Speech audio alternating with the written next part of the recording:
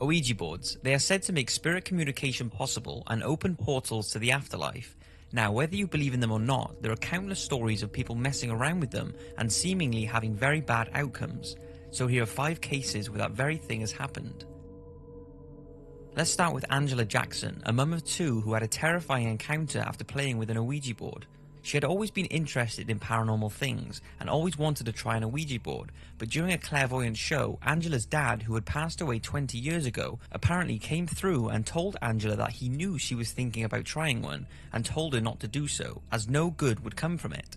One night, Angela's neighbours invited her over for drinks, and it wasn't before long they brought out a makeshift Ouija board and, despite her dad's warning, started using it. They all placed their fingers lightly on an upturned whiskey glass they'd placed on the board, and it began to pull in every direction.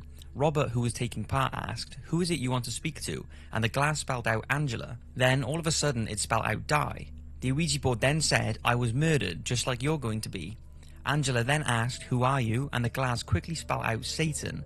She then screamed, "I'm not scared," moments before the tumbler flew off the table and smashed into the wall. At the same time, the living room door slammed shut on its own. Shortly after the event, Angela woke up screaming and sweating from a terrible nightmare. She dreamt she was being attacked by a male apparition carrying a hammer. When walking to a friend's house, she heard a voice say die, and as she turned, there was a man emerging from the shadows wielding a claw hammer. She screamed as he attacked her with the weapon. After the attack, Angela made a recovery after suffering a fractured skull, and to this day there is no trace of her attacker and no reason why he attacked her in the first place.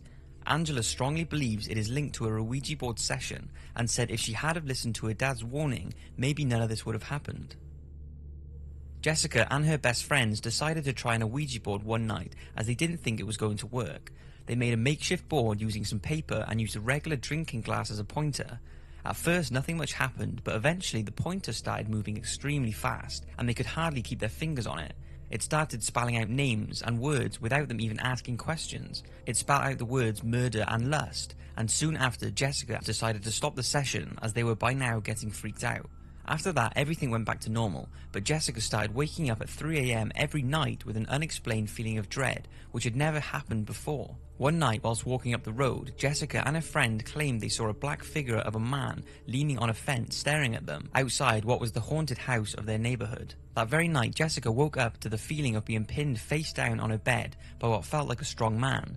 She was unable to move or scream and swears he muttered something in her ear, but she doesn't know what is said.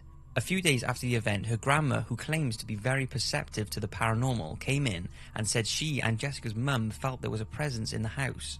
As they were discussing this feeling of dark in their home, Jessica began to get the same dreadful feelings she had been having every night since the Ouija board session, but this time it was getting worse. She said she felt as though she was being pulled into a tunnel further and further away from the room she was in.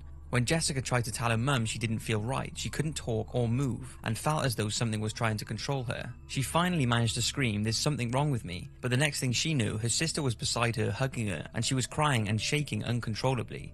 They immediately got a priest in to bless the house, and while he was doing so, all the pipes in the house made a huge screaming noise. After he had blessed the house, everything went back to normal. Jessica believes the Ouija board stirred up something dark that cannot be explained. Now, this is an unusual story, but in 1935, Mrs Nellie Hurd was dabbling with an Ouija board in her Kansas City home. Now, it's unsure why she started using it, but nonetheless, when she started playing, the spirit she was apparently communicating with was telling her some dark secrets about her 77-year-old husband, Herbert. It told her that Herbert was having an affair with the wife of their neighbour, and that he had $15,000 worth of cash buried nearby. Nellie began using the Ouija board frequently and was convinced by it that her husband was having the affair. The spirit told her that she must torture him in order to find the truth. Needless to say, she hit Herbert over the head with a gun and tied his hands and feet to the bed. She beat him unmercifully with a knotted rope, seared him with a hot iron and poked him with a knife, all whilst demanding he revealed the treasure. Eventually, he made a false confession and told her he was having an affair and he had dug up the money and given it to the other woman. Despite this, the Ouija board kept telling her to torture poor Herbert, and in desperation he took one of her pistols and shot her dead. Now, many paranormal believers say that a dark demon was tricking Mrs Hurd into torturing her innocent husband, and would have likely told her to kill him if he hadn't managed to kill her first. This next story happened around 2002 in Potsdam, Germany. 11-year-old Jeanette's older sister, of course, decided to makeshift and try an Ouija board. Jeanette's mother had an Ouija board experience when she was younger and was fine with letting her daughter try out an Ouija board. So the mother took Jeanette and her brother into the kitchen to let her daughter get on with the Ouija board session. They waited for some time in there, and as a few minutes passed, Jeanette saw a person walk past one of the room's glass doors. She knew it wasn't her sister or her sister's two friends who were conducting the Ouija board session, and couldn't think who else it would be. The pitch black figure could only have come from the living room and seemingly was heading for the exit. She brushed it off as she believed her mind was playing tricks on her. Then, all of a sudden, her little brother asked, "Did you see that shadow too?" She was shocked and now knew it wasn't her mind playing tricks. Jeanette's sister finished her Ouija board session and nothing bad happened during it, but shortly after, strange things started happening around the family home. It started with lights switching on by themselves, figures appearing around the house, knocks on doors, random footsteps, cold spots and slamming of doors where no breeze was around. A foul smell similar to that which is said to be linked with paranormal beings could also be smelt around the home. Despite moving homes, the strange occurrences continued, which make you wonder, did Jeanette's sister welcome a paranormal being into their home whilst conducting the Ouija board session, and was this what the black figure was? Now, as always, I've saved the best for last, and when it comes to Ouija board stories, it doesn't get much scarier than the Roland Doe case. Roland's case was actually the inspiration behind the Exorcist movie, and it all started with Roland's auntie, who was an avid Ouija board user and encouraged him to use it, but he never got around to doing so until his aunt died in the late 1940s, when Roland was just 13. He began using the Ouija board in an attempt to contact her, an act which was said to open the doors for the demon who wished to possess him. The possession started with strange sounds like dripping water that no one could place.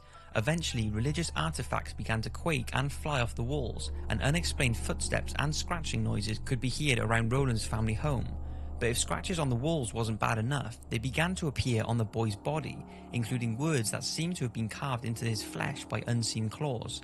His family could take no more and contacted Reverend Luther Schultz.